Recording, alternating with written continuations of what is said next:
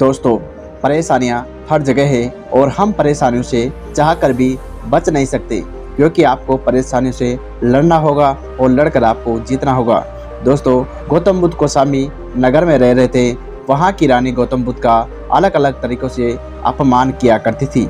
रानी के कुछ लोग बुद्ध को अपमानित करने के लिए और उनको परेशान करने के लिए कई लोग उनके पीछे लगा दिए। दोस्तों, रानी के आदेश पर वे सभी लोग बुद्ध का जो है विरोध कर रहे थे, लेकिन बुद्ध ने किसी को कुछ नहीं कहा। उस समय बुद्ध के साथ उनका एक शिष्य भी था, उसका नाम था दोस्तों आनंद। आनंद ने कहा कि हे बुद्ध, मैं लगातार देख रहा हूँ कि ये लोग आपका जानबूझकर अपमान कर रहे हैं। जहाँ आपका अपमान होता है ऐसी जगह में नहीं रुकना चाहिए। बुद्ध ने आनंद से पूछा, हम कहाँ जाएंगे? तो आनंद ने कहा कि किसी और जगह चले जाएंगे, ये दुनिया बहुत बड़ी है, किसी न किसी जगह हम रह लेंगे। तो दोस्तों, बुद्ध ने कहा कि अगर वहाँ पर भी ऐसी ही परिस्थिति बनी तो फिर कहाँ जाएंगे और हम कब तक भागते रहेंगे? अपमान भी एक समस्या है। हम अहिंसा, धैर्य के साथ विनम्रता और शालीनता से ऐसे लोगों का सामना करेंगे।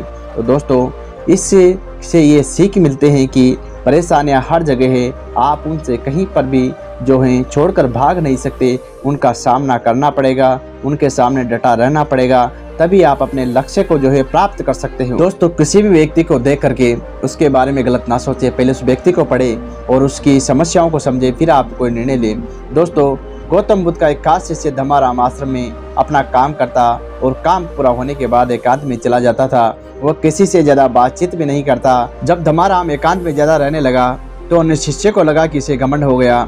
शिष्य ने मुझसे धम्माराम की शिकायतें शुरू करना जो है कर दिया। दोस्तों, एक दिन धम्माराम ने सभी शिष्यों के सामने पूछा कि तुम ऐसा क्यों करते हो? तो दोस्तों बोला कि आपने कहा कुछ दिनों में ये संसार आपको छोड़ देंगे, तो मैंने ये विचार किया कि जब आप चले जाएंगे तो हमारे पास सीखने के लिए क्या होगा। इसलिए मैंने ये तय किया कि मैं एकांत और मौन को समझ लूँ, ठीक से सीख लूँ। ये दो काम आपके मैं जीते जी करना चाहता हूँ। तो दोस्तों, बुद्ध ने शिष्यों से कहा, सभी ने देखा और कुछ और समझा तो किसी ने कुछ और समझा।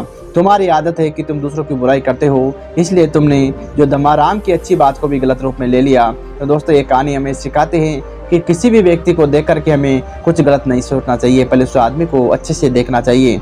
दोस्तों, अगर आप अच्छी बात सीखना चाहते हैं तो घमंड करना छोड़ दे। एक दिन बुद्ध के शिष्य आनंद ने पूछा कि आप प्रवचन देते समय ऊंचे स्थान पर बैठते हैं और सुनने वाले लोग नीचे बैठते हैं, गुरुवर आप ऐसा क्यों करते हैं? बुद्ध ने आनंद से कहा, एक बात बताओ, क्या तुमने किसी झरने से पानी पिया है? आनंद बोला, हाँ मैंने झरने से पानी पिया है। बुद्ध ने पूछा, तूने पानी कैसे पिया? आनंद ने कहा, झरना ऊपर से बह रहा था, मैं झरने के नीचे खड़ा हो गया और पानी पी लिया। तो बुद्ध ने कहा, यही बात मैं आपको समझाने की कोशिश कर रहा हूँ कि अगर झरने से पानी पीना है तो नीचे खड़ा होना सीखना पड़ेगा। जो सत्संग, कथा या प्रवचन होता है तो उसमें कहने वाला ऊपर व्यक्ति बैठता है, उस कथा का संदेश ग्रहण करता है। तो दोस्तों, उसे सुनने वालों के नीचे ही बैठना होगा, तभी जाकर के आप उसके व्यवहार को अपने मन में उतार सकते हो। नीचे बैठने से हमारे स्वभाव में विनम्रता आती है और अच्छी बातों को जीवन में उतारने की प्रेरणा मिलती है। ऐसा करने से हमारा घमंड दूर होता है। तो दोस्तों, बुद्ध की यह शिक्षा हमें सिखाते हैं कि सबसे पहले तो हमें अपने अहंकार को छोड़ देना चाहिए, उसके बाद विनम्रता के साथ अच्छी बातों को जीवन में उतारा जा सकता है।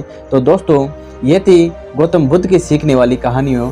तो इससे हमें बहुत कुछ सीखने को मिलता है कि जीवन में कितनी भी कठिनाई क्यों ना आ जाए, हमें डटकर मुकाबला करना है। दोस्तों, अगर वीडियो पसंद आ रहा है तो ज़्यादा से ज़्यादा दोस्तों में शेयर कीजिए और ऐसे ही वीडियो देखने के लिए बने रहिए देवांशी मोटिवेशन के साथ।